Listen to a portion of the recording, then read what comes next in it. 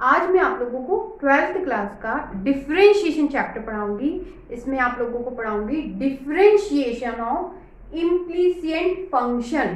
तो सबसे पहले मैं आपको बताऊंगी इम्प्लीसिएंट फंक्शन होते क्या हैं। अभी तक आप जो पढ़ते आए हैं वो आपने सीखा है y equal to f x, मतलब y x से डिफाइन होता था, फिर आप y को डिफ्रेंशिएट कर कर dy बाई डी एक्स निकालते थे। लेकिन इम्प्लीसिएंट फंक्शन क्या होते हैं? जो इस तरह से डिफाइन नहीं होते हैं, इस तरह से डिफाइन नहीं होते। तो किस तरह से होते हैं? कुछ इस तरह से, function x y equal to 0, या फिर आप कहिए कांस्टेंट, इस तरह से डिफाइन होते हैं। कहने का मतलब x ऐसा वेरिएबल है जो पूरी तरह से इंडिपेंडेंट है और y ऐसा वेरिएबल है जो x पर डिपेंड होता है। और अगर मेरी बात आपको समझ में नहीं आई है तो आप इस तरह से समझ सकते हैं कि इम्प्लीसिएंट फंक्शन वह होते हैं जिसमें x और y को अलग नहीं किया जा सकता। फिर उन्हें डिफरेंशिएट कैसे किया जाता है आज मैं आपको सिखाऊंगी। सबसे पहली बात, मैं कंप्लीट क्वेश्चन किस तरह से सॉल्व होता है वो सिखाऊंगी। इसके बाद में 2 सेकंड में क्वेश्चन का सॉल्यूशन निकालने की ट्रिक सिखाऊंगी। क्वेश्चन को देखिए, ये इम्प्लीसिएंट फंक्शन होगा। क्यों? क्योंकि यदि हम x और y को अलग करने की कोशिश भी करेंगे तो ये अलग नहीं हो पाएंगे, और ये इम्प्लीसिएंट फंक्शन है और इसे डिफरेंशिएट करना है। तो कंप्लीट सॉल्यूशन सिखाती हूँ, फिर उसके बाद ट्रिक पे आते हैं। चलिए, हमें y को डिफरेंशिएट करना है, हमें x को डिफरेंशिएट करना है, लेकिन हम करेंगे किसके रिस्पेक्ट में? x के रिस्पेक्ट में पूरी इक्वेशन को डिफरेंशिएट करते हैं। तो इसका डिफरेंशिएशन 2x, ये आपका 2, और इसमें लगेगा बच्चों आपका प्रोडक्ट रूल। इसको u पढ़ लीजिए और इस वाले को v पढ़ लीजिए। ये u हो गया और ये v।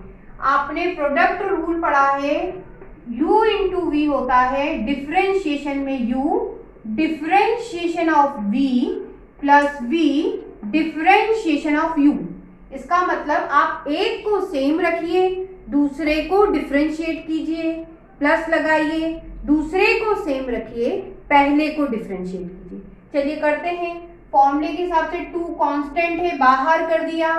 u को लिखिए, u का मतलब x को लिखिए, लिख दिया। v को डिफरेंशिएट कीजिए, v का मतलब y, और y का डिफरेंशिएशन y डैश या dy बाई डी एक्स, एक ही बात है। फॉर्मूला कहता है प्लस लिखिए, लिख दिया। v को लिखिए, v का मतलब y, y को लिखा। u का डिफरेंशिएशन कीजिए, u आपका x है और x का डिफरेंशिएशन 1 होता है।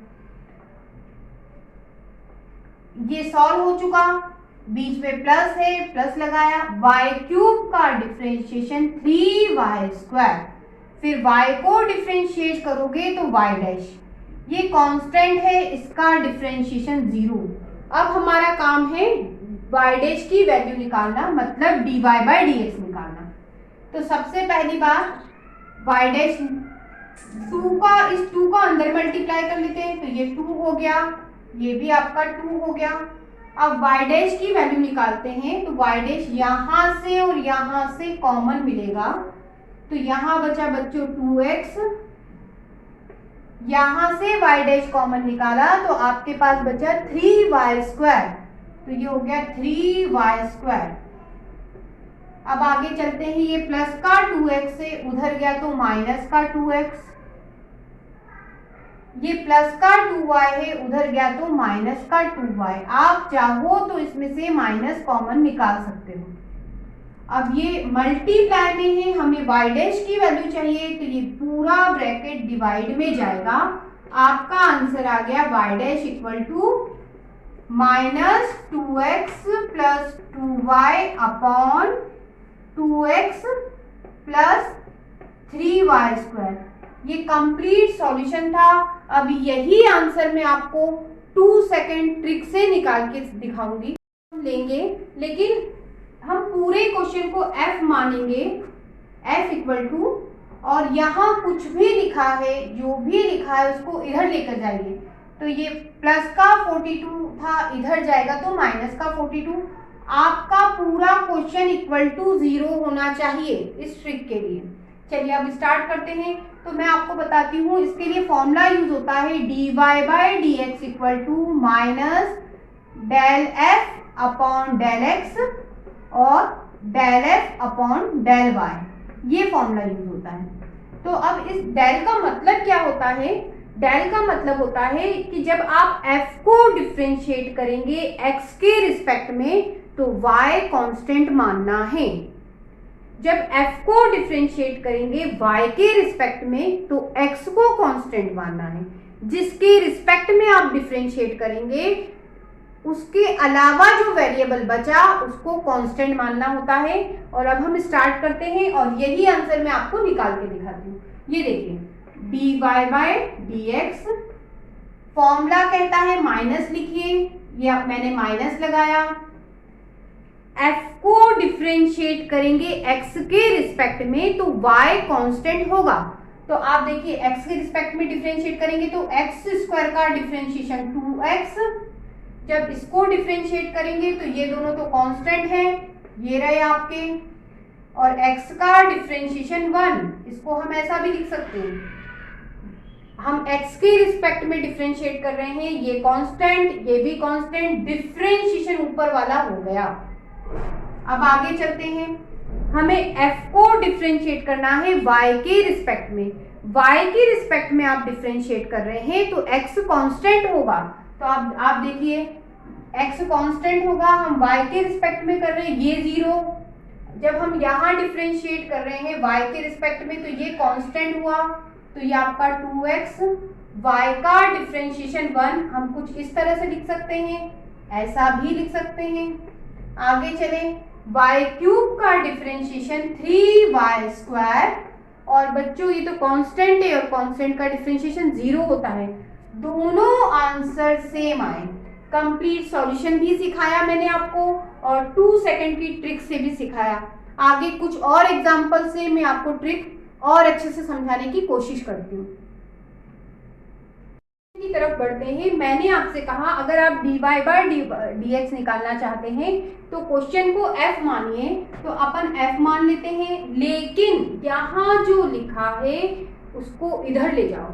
तो ये प्लस का है, इधर गया तो माइनस का, हमेशा इक्वल टू में 0 होना चाहिए। आपको बनाना पड़ेगा, अगर नहीं है तो इधर जो भी है उसको इधर ले जाओ। अब हम आते हैं फॉर्मूले पे, dy by D x, formula कहता है माइनस लिखो, f को डिफ्रेंशिएट करो x के रिस्पेक्ट में तो y कांस्टेंट होगा। x के रिस्पेक्ट में डिफ्रेंशिएट करोगे तो ये हो गया 3x स्क्वायर, ये तो आपका कांस्टेंट है तो इसका डिफ्रेंशिएशन 0, और ये 3a और y कांस्टेंट हो गया, माइनस 3ay, x का डिफ्रेंशिएशन 1, इस x का डिफ्रेंशिएशन 1, कुल मिला के आपके पास ये बचा।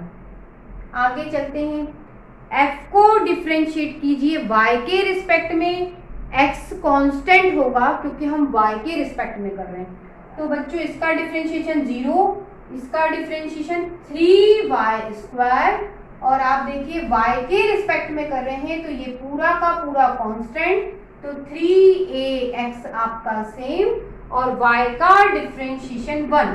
तो आप कुल मिला के ऐसा लिख सकते हैं। यदि बिल्कुल करेक्ट आंसर मैच करना चाहते हैं तो आप 3 यहाँ से कॉमन निकालिए, ये निकाला, यहाँ से भी कॉमन निकालिए, ये निकाला, काट दीजिए, आपका कंप्लीट आंसर मैच हो जाएगा।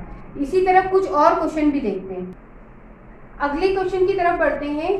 क्वेश्चन को ध्यान से देखिए, इक्वल टू में आपके क्या दिया है, 0 दे रखा है, इसका मतलब हम क्वेश्चन को f मान लेते हैं। फॉर्मेट पे आते हैं, आपके फॉर्मूले पे आते हैं, हमें चाहिए dy बाई डी एक्स, आपका फॉर्मूला कहता है माइनस लिखो, f को डिफ्रेंशिएट कीजिए x के रिस्पेक्ट में, y कांस्टेंट होगा, x के रिस्पेक्ट में आप डिफ्रेंशिएट कर रहे हैं तो ये a x स्क्वायर का हो गया 2x और ये आपका a। हम x के रिस्पेक्ट में डिफ्रेंशिएट कर रहे हैं, ये तीनों चीज आपकी कांस्टेंट है, 2hy कांस्टेंट, x का डिफ्रेंशिएशन 1, आप ऐसा भी लिख सकते हैं। इस पे आइए, हम x के रिस्पेक्ट में डिफ्रेंशिएट कर रहे हैं, ये कांस्टेंट है, इसका डिफ्रेंशिएशन 0। इसको डिफ्रेंशिएट करेंगे तो 2g आपका कांस्टेंट है, x का डिफ्रेंशिएशन 1, ऐसा लिख सकते हैं, ऐसा भी लिख सकते हैं। हम x के रिस्पेक्ट में डिफ्रेंशिएट कर रहे हैं, यहाँ x नहीं है, यहाँ पर भी नहीं है, दोनों ही कांस्टेंट है और कांस्टेंट का डिफ्रेंशिएशन 0। तो आपका कुछ इस तरह से हो गया। आगे चलते हैं, f को डिफ्रेंशिएट कीजिए y के रिस्पेक्ट में, तो आपका x वाला पार्ट कांस्टेंट होगा, x वाला हिस्सा कांस्टेंट होगा। तो अब चलते हैं, y के रिस्पेक्ट में डिफ्रेंशिएट कर रहे हैं, यहाँ y नहीं है तो इसका डिफ्रेंशिएशन 0, ये पूरा का पूरा कांस्टेंट होगा और आपके y का डिफ्रेंशिएशन होगा बच्चों 1। आप ऐसा भी लिख सकते हैं। इस पे आते हैं, ये आपका b, y स्क्वायर का डिफ्रेंशिएशन 2y। आगे चलते हैं, इसमें y नहीं है तो इसका डिफ्रेंशिएशन 0, 2f कांस्टेंट है, y का डिफ्रेंशिएशन 1 और ये c है, c कांस्टेंट है, इसका डिफ्रेंशिएशन 0। कुल मिला के आपके पास ये बचा। यदि कंप्लीट आंसर मैच करना चाहते हैं तो इधर से 2 आप कॉमन ले लीजिए, ये लिया, यहाँ से भी 2 आप कॉमन ले लीजिए, ये ले लिया, 2 से 2 चला गया, आपका कंप्लीट सॉल्यूशन हो गया, ये आपका आंसर है। नेक्स्ट क्वेश्चन की तरफ बढ़ते हैं। मैंने आपसे कहा था आप पूरे को f मानेंगे, लेकिन यहाँ पे क्या होना चाहिए बच्चों, 0 बनाना पड़ता है। तो 1 को जब आप इधर लाएंगे तो -1 हो गया, इक्वल टू में हो गया आपका 0। अब हम क्या करेंगे, क्वेश्चन को क्या माने बच्चों, f माने। अब डिफ्रेंशिएट करते हैं, f को डिफ्रेंशिएट करना है x के रिस्पेक्ट में, तो dy बाई dx, ये आपका माइनस x के रिस्पेक्ट में डिफ्रेंशिएट करेंगे तो 1/a² तो आपका कांस्टेंट और x स्क्वायर का डिफ्रेंशिएशन हो गया 2x, ये हो गया। अब इसका डिफ्रेंशिएशन 0 क्योंकि हम x के रिस्पेक्ट में कर रहे हैं और इसका भी 0 क्योंकि ये कांस्टेंट है। तो आपका डिफ्रेंशिएशन ऊपर वाला हिस्सा हो चुका। अब नीचे वाले पे चले तो f को डिफ्रेंशिएट करना है y के रिस्पेक्ट में, तो y को छोड़कर जो बचा, क्या बचा, x बचा, नंबर बचा, ये कांस्टेंट कहलाएंगे। हम y के रिस्पेक्ट में कर रहे हैं, इसमें y नहीं है तो इसका डिफ्रेंशिएशन 0। इसकी बात करें तो 1/b² आपका बाहर, y स्क्वायर का डिफ्रेंशिएशन 2y हो गया और बच्चों इसका डिफ्रेंशिएशन 0 हो गया।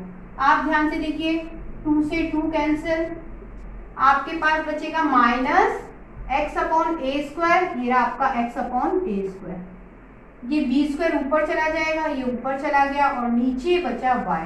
आपका कंप्लीट सॉल्यूशन हो गया, dy बाई dx की वैल्यूज आ गई।